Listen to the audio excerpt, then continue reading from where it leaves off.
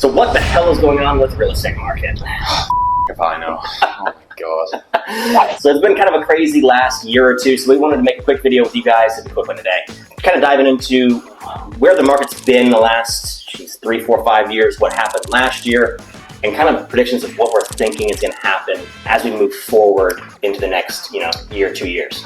It's going to be interesting to say the least, but it's positive. I think there's positives. I think so. I think there's going to be some things in here that I'm looking forward to that I hope will be light at the end of the tunnel, because it's been a little shaky this last year as far as interest rates jumping all over the place, prices kind of stagnating. I know there's a lot of doom and gloom in the news, talking about the real estate markets crashing. Like I said, let's dive into it. Yeah.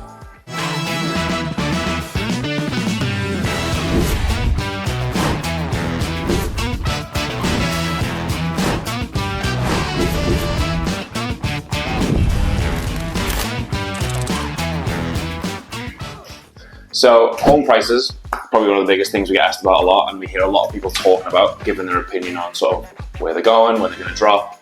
What's your crystal ball say? Oh my goodness. Again, we don't know what the future holds. We can only talk about what we've seen, what we're looking at as far as the history goes, and sort of figures and trends that this year and previous years have taken. Statistically speaking, and looking at past years, home prices, if you're someone sat at home or in your apartment, renting, paying someone else's mortgage, waiting for those prices to plummet, you're going to be waiting for a while. I think the last time home prices dropped was Q2 of this year. They went down 2%.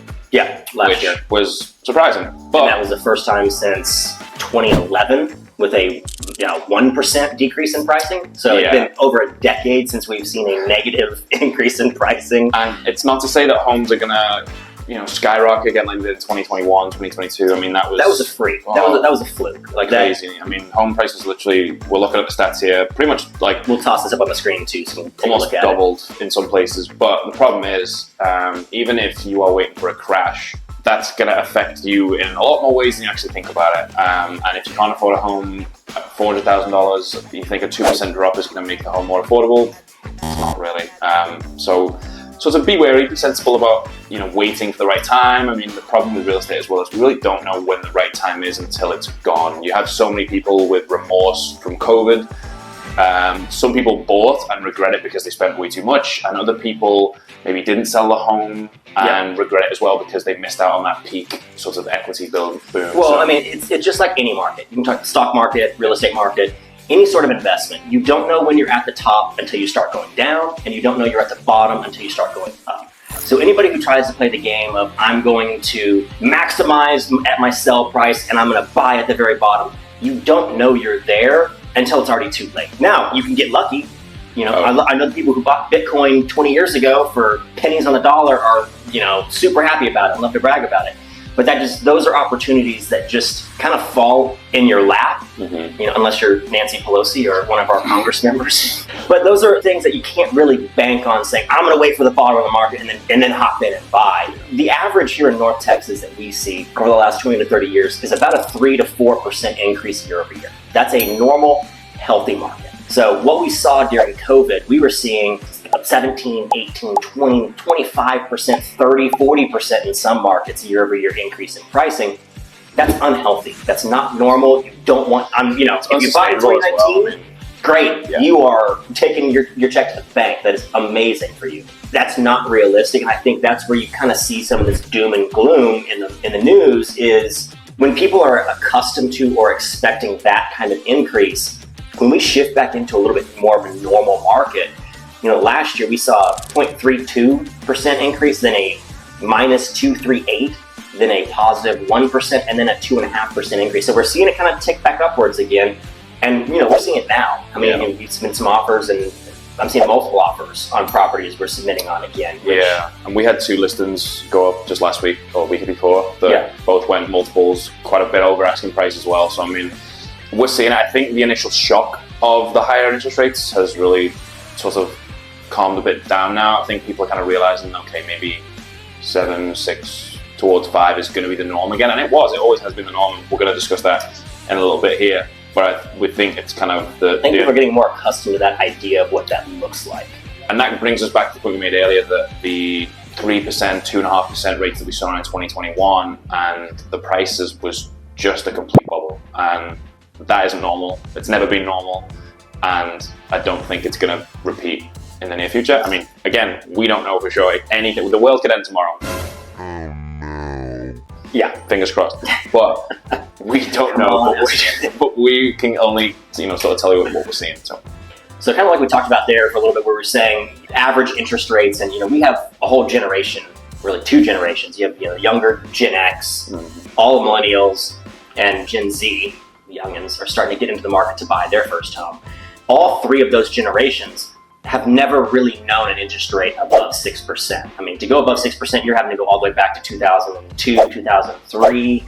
And so that's not something that they're accustomed to, which, I mean, again, historical average for interest rate is what, 7.2, 7.3? Yeah, and then obviously we've had sort of a lot of the older generations talk about how back in the 80s they got hit with a 14% interest rate. Granted, something like that I don't think it ever happen again, just because it would quite literally cripple every single person who has a mortgage. I mean, obviously back then the prices were sort of low enough, and the affordability. Yeah, the difference between the home prices and the money they were making kind of made it a little bit easier for them. But now, if a person making $50,000 a year, and then say the partner makes $50,000 a year, and they have a $400,000 mortgage, and they get hit with a 14% interest rate, they would literally be homeless within a month. It's not feasible. To say that 6 and 7% is normal is unfortunately one of those kind of harsh truths that a lot of the young people are going to have to realize. Is that, again, like we said, 2021 freak 2.5%, 3%.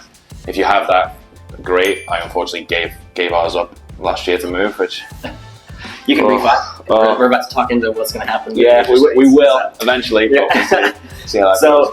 This is one of those that again, that crystal ball, we don't have one. It's not. This may happen. Inflation may spike next month. Mm-hmm.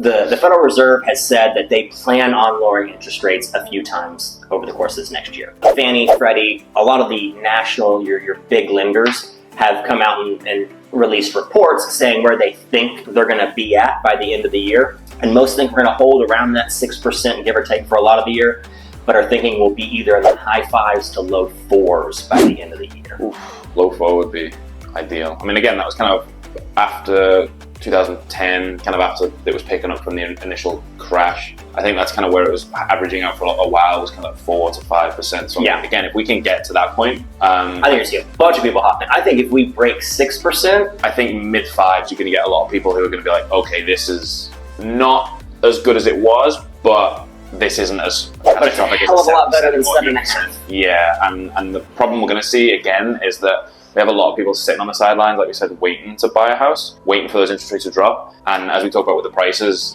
you're going to see a spike in prices because there can be more people coming back in, more people making offers, and then the prices are just supply and demand. So kind of a rough estimate that we tell people is for every 1% increase or decrease in interest rate, 10% buying power. So meaning, kind of to translate that over, if you're looking at a $400,000 house at a 6.5% interest rate, if the interest rates drop down to 5.5%, you now would have the same payment at $440,000. So you gain and lose a lot more buying power with fluctuation in interest rate than you do with home values. Really, outside of the COVID years, we don't typically see a 10% change in a year in pricing. But we could very well see a 1% decrease in interest rate in that same time. So, I mean, hopefully more. And again, that's just we'll have to wait and see if that happens. It could be in the next 6 months, it could be in the next 12 months. Yeah. 18 months, ideally sooner rather than later, as we said, looking to refi ASAP. But there's ways around that as well. We kind of touched on those before, and we can kind of look at that again with things like buy downs. 2-1 buy downs. Yeah. And we'll probably do another video kind of diving a little bit more into what all of that looks like, because that's a little bit more in-depth conversation. Yeah, it's been a lifesaver though for the past 12 months for those, especially looking to buy and trying to get ahead of this possible influx of buyers when the rates do come down.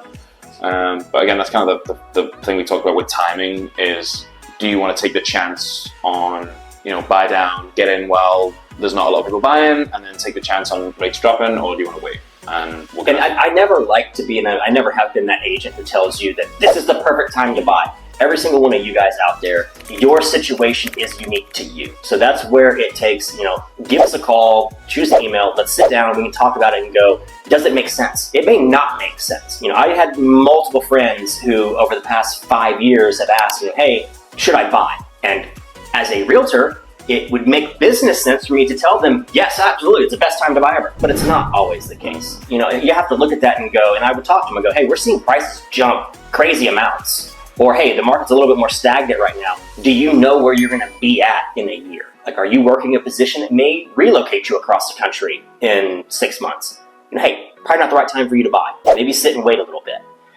But my friends who were stable, I was like, guys, you need to get into the market to take advantage of the prices increasing. And every single one of my friends that bought in the last 5 years is sitting on stupid amounts of equity. Dumb equity. Yeah. Stupid amounts of equity.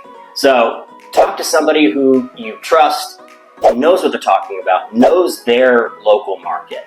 When you watch the news and they talk about this is what the real estate market is doing, and they're using broad terms nationwide. You can't do that. That's just not, real estate markets are hyper-local. So you really have to look at, even if we look at the DFW Metroplex as a whole, Flower Mound's market compared to Justin's market further out are different markets. Those they're going to be similar trends, but they're not the exact same. So you need to really have some of those tougher conversations. What does that look like for you individually? So we know that was probably quite a lot to take in. Be sure to like the video, comment below if you'd like to hear a bit more. You can reach out to us. We've got email or calls as well if you have any questions or kind of are interested in sort of finding out where your situation is. Like we said, everyone is different. Some people can afford to buy right now, some people can't. There's ways and strategies to sort of get yourself into the right position to do so, whether that's in the next few months or whether that's in the next couple of years. Always ask questions. Absolutely. You can never, better to know than make mistakes doing that. So, See you guys in the next one. So, yeah.